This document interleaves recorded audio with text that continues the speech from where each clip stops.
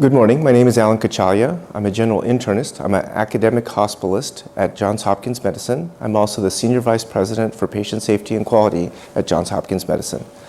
This morning, I had the privilege of speaking at a session where we discussed how to improve inpatient quality of care, as well as addressing risk, legal risk, when things go wrong.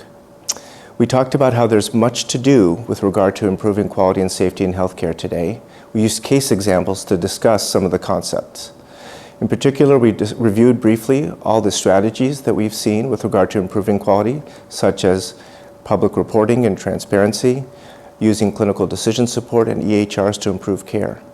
Now, while we believe that many of these strategies are very effective and are necessary to us improving care, we also discussed the need to improve culture in medicine. This is one thing that we have seen not move as quickly as we'd like, and we then talked about the ability to improve culture, namely building what we call a just culture in which we evaluate people by their behaviors and not the outcomes.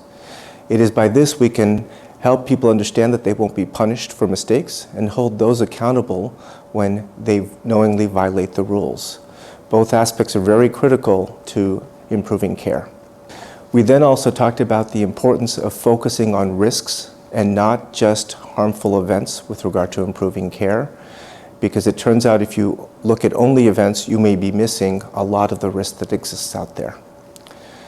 However, we also still know that things do go wrong, and we then move the discussion on how to manage events once they occur. It turns out the formula for this is actually rather simple, which is to be open and honest with our patients. It's our ethical mandate, it's what patients want, and we've learned that it is absolutely the right thing to do with regard to also driving systems improvements. We talked about the fact that doing this, or making communication and resolution happen, as it's called, requires more than just instructing somebody to go talk with a patient. Institutions need to build programs to support the providers, the patients, and anybody involved in the event, and to coordinate the activities so that the same mistake won't happen twice. We ended the session by talking about how clinicians, by insisting on openness and transparency when it comes to improving quality, can help build that just culture and can help make sure that we're open and honest with our patients when things go wrong. Thank you.